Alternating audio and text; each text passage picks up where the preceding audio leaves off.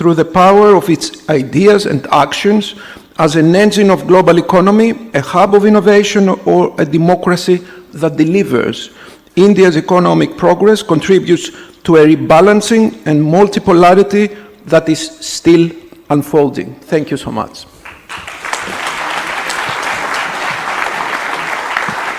Thank you very much, Honorable Minister. And as you ended with a quote of our Honorable Ministers, from our Honorable Minister's book, it's my pleasure and honor to invite our chief guest for this evening to give his keynote address, Dr. S Jaishankar, the Honorable Minister of External Affairs of the Government of India.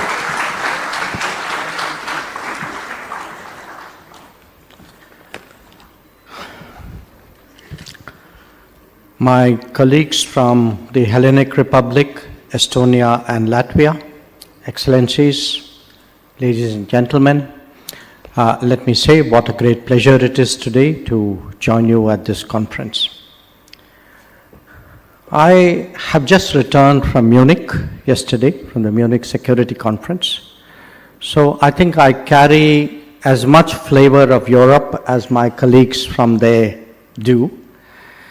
And certainly the presence today of the three foreign ministers on the podium and many others who are arriving as we speak for the Raisina dialogue does say a lot about the deepening Indian relationship with Europe. But sometimes numbers are useful as an illustration. And I tried to quantify how I could convince you that Europe is truly a priority today.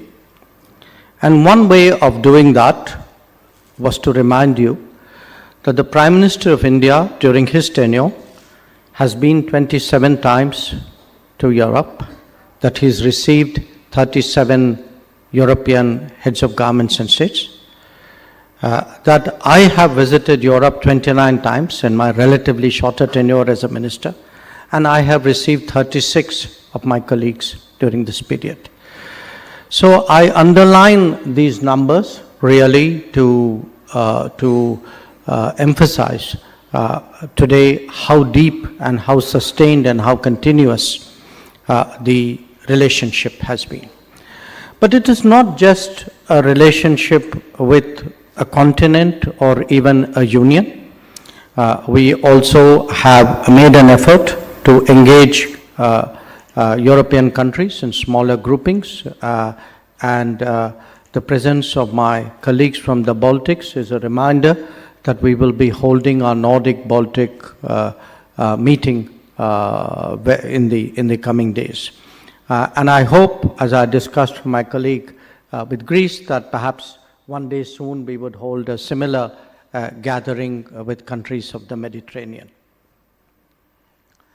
Now, if I could really, as Indians and Europeans gather in this room and others who wish us well, address myself to what is it that drives the world economy, because that is really why we have assembled here today. And all of you would agree that there are 6 broad elements of that. One, of course, is the production and consumption. The second is connectivity and logistics. The third is technology. The fourth, increasingly realized today, is of demographics. The fifth is of values and comforts, because countries and societies who bond with each other more closely obviously find it much more easy to do business as well. And finally, to the extent we create an architecture, a framework, it is much easier for us to do business and promote economic partnerships. So today, some of the thoughts I present before you are from those perspectives of business, of sustainability, of creating partnerships. And let me start with production and consumption. I think we were reminded by the earlier speakers about the importance of concluding a free trade agreement with the European Union, as also with EFTA, not just a free trade agreement with the EU, but also one relating to geographical indicators and to investment protection. And these agreements, these negotiations resumed after an 8-year gap between 2013 resumed in 2021. Now, why is this important? It is important because you can already see that our trade levels have been growing steadily, but there is a well-founded realization that we need really a more positive framework for that to accelerate. Last year, 2022, our trade was about, I think, 120 billion euros in terms of goods, and our services trade actually has been growing very robustly at about 30%. But part of the reason why we need a much smoother interface between our economies is that it's important for the European Union to prepare for the India that is to come. And what is that India which is to come? Today, India has a GDP of about 3.75 trillion dollars. That GDP by the end of the decade would be 7.3. By the time we are into our 100th year of independence, is estimated at 30 trillion. And according to Goldman Sachs, by 2075, we would be at 52.5 trillion. So that's an arithmetical way of saying that India is going to be an increasingly significant economy, the second largest by 2075, but certainly the third largest by the end of this decade in national terms. And that is something which the European Union has to take into account. Now, the size of the economy is one. You can also see it in terms of growth. If one looks at India's trade in the last decade, from below about $570 billion, it has grown to almost double that amount to $1.18 trillion in 2022. And the growth in trade is only likely to increase in the pace of it is only likely to increase in the coming years. Now, I mentioned those two, but there is a larger shift which is occurring in India, larger transformation, and that is reflected in making it easier to do business, in making it easier for living, in the infrastructure changes which are captured by our Gati Shakti initiative, in the digital changes which are driven by the digital delivery programs we have, and not least by the enormous talent pool whose quality and size is growing by the day. Now, while those were thoughts about production and consumption, why it is necessary today for the European Union to focus more in India and vice versa. Let me say a few words about connectivity as well, because my colleague from Greece touched on it. He spoke rightly about the IMEC corridor, the India, Middle East, Europe Economic Corridor. And when this agreement, this understanding in principle was reached last September on the sidelines of the G20, perhaps all of us were not adequately cognizant of the fragility of existing connectivity. Recent events on the Red Sea, in the Gulf of Aden, have reminded us of that. And it isn't just recent events. If we go back, we saw what happened when the Suez Canal was blocked by a mishap for some time. So the need today to create multiple corridors of connectivity, supporting corridors of connectivity, different forms with their own inbuilt resilience, is something which is vital. And it is vital because at either end of this, you actually have two big production and consumption centers, Europe and India. Now, the IMEC is not the only corridor. There are others. There's a longer one which is being worked through Iran.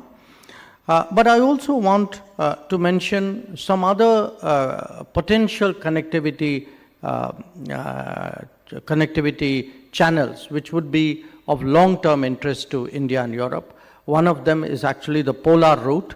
So climate change, I should remind our Latvian colleagues, sometimes can have some inadvertent benefits as well. So there is today a serious assumption that the polar route could actually open up a different logistical pathway between India and Europe, which will go through the Indo-Pacific. I must also share with our European friends that within South Asia, in this region, South Asia and beyond, there are again very big connectivity projects already under execution and still bolder thoughts in the making. Between India and its immediate neighbors, Bangladesh, Nepal, Bhutan, we have seen actually in terms of roads, grid connections, waterways, a very big change which has come about. There is a much more arduous project, the trilateral highway.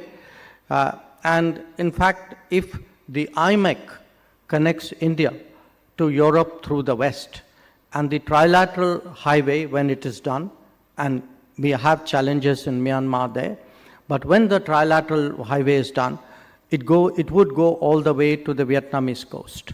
So you actually will have a lateral connectivity grid which would connect Europe all the way to the Pacific, mostly by land. So it is surely a thought for your consideration. Now on connectivity, I think we would particularly value working with Europe because it is important today that connectivity is collaborative, it is transparent, it is based on viable projects, it doesn't have hidden agendas, and by doing that, we will set before the world a model of how international cooperation on connectivity should work, and we hope that other countries will draw appropriate lessons from that model. Now, the other factor I mentioned was technology, and surely in a digital age, I think we all appreciate the importance of trust and transparency. This is the age of AI, it is the age of electric vehicles, it is of critical emerging technologies, of space, and really of smart cities and smart technologies. And we see this really reflected in our daily lives, in our, in the economic developments that surround us. And certainly in a lot of what we are doing, we believe today that there are opportunities for European companies. The smart cities and smart grids have already demonstrated that, but the decarbonization efforts which India is making, even this massive campaign which the Prime Minister announced for solar rooftops, a lot of these today hold possibilities for new areas of cooperation between us. But there are areas where we cannot be impervious to its security implications. We talk often of renewables, but perhaps we do not adequately focus on what the reliability of those renewables are. Similarly, we are in a digital age. Today, the entire semiconductor environment, the phrase chips war, is itself an assertion of the geopolitics which surrounds technology. So it is natural today as key partners that we have a Trade and Technology Council. The EU has it only with the United States and India. We recognize the significance of that choice. I met Vice President Vestager in Munich, and certainly it is our intention to hold the next meeting of the TTC this year, hopefully sooner rather than later. A few words about demographics. I think today the skills and talent issue is something which is faced by businesses across the world. And a lot of what businesses try to do is to plug those gaps and ensure that they have the access which is necessary for their continued growth. Now, we have in the last few years concluded a number of agreements on mobility with our European partners. And the plus point of these agreements are that one, they promote legal movement, and two, they promote movement of certain skill sets. So it is something which fits in very neatly with the consumer requirement at the other end as well. And here I just want to share with people in business I would say almost the explosion which you see in India's talent capabilities. That if one looks just at the last decade, in the last decade, 7,000 new colleges have opened in India, which means 2 new colleges per day in the last decade. There have been 400 new universities, 8 new institutes of technology, 8 new institutes of management, 13 new institutes of medical sciences, what we call the All India Medical Sciences, 16 new institutes of information technology, and 74 institutions of national importance. So I just throw those numbers at you because I want you to grasp today the transformation not just in our infrastructure, not just in our governance, but also in the human resources of this country. And the way we are heading into the digital age, into the knowledge economy, it is that human resource which will actually be the real connect between us. Which brings me, of course, to the importance of values. I think, again, part of the tailwind we have in developing our business is the extent of trust that as pluralistic societies, as market economies, I think we know intuitively there are things we do, there are things we don't do. And the systems, I think, engender a great deal of comfort, which will certainly be helpful to the partnership. And finally, as I said, we need a framework. Today, the world after COVID is looking at a new form of globalization. A form of globalization where we are more secure in our own countries and regions, where there is greater resilience and reliability in supply chains, where there is greater trust and transparency in the digital world.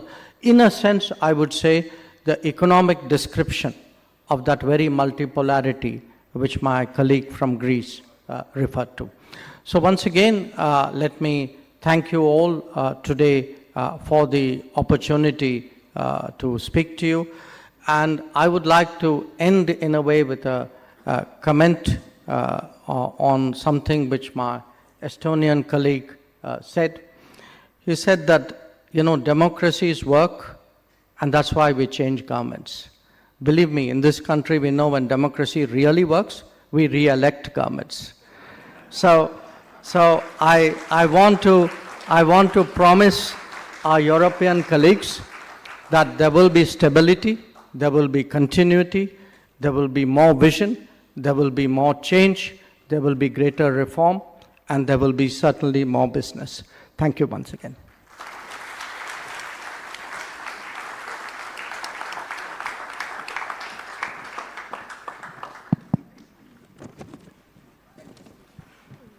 Thank you very much, Honorable Minister, for so eloquently, as usual, talking about the entire possibilities and the opportunities of the possible collaborations, the great story of New India, covering so many aspects as you did, with lots of data that you have thrown at us and lots of ideas that you have given to us in terms of how do we take the business to business links forward.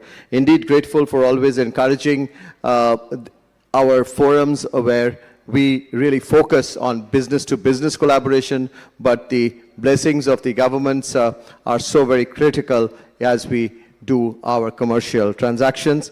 I do not wish to repeat or summarize the phenomenal ideas that you have given to us, which we have all noted well, and we would get back to you on some of the areas that you have pointed to us, Honorable Minister, in how we could really extend the business collaborations between our two regions. I'd really like to thank all our participating guests here today, especially the honorable ministers who are here with us, and I really want to thank the honorable minister from Greece, from Estonia, and Latvia for joining us for this evening. We have had a phenomenal collaboration and participation with all our European friends, and I'm so grateful that many of our, besides the ministerial delegations, the business delegations, the ambassadors from Europe who are present here, thank you very much for that. And we have a very strong participation also from our Indian government, from the Ministry of External Affairs. We have here our Foreign Secretary seated, Mr. Vinay Quatra, the Secretary ER, Mr. Damu Ravi. We also have others from the External Affairs Ministry. In fact, one ambassador who's traveled all the way from Greece, I do wish to pick up Mr. Tandon for such a great delegation that he has got from there. And of course, our additional Secretary of Central Europe, Mr. Sahu, and the Joint Secretary Europe, Mr. Srivastava, who's been a part of the co-organizing team for this forum for the second time. And as we discussed, we would take it to Europe very soon with their support and with their understanding. With that, ladies and gentlemen, please join me once again in thanking and warmly appreciating the phenomenal contribution that we have received from this four very, very star ministers from our countries. Thank you.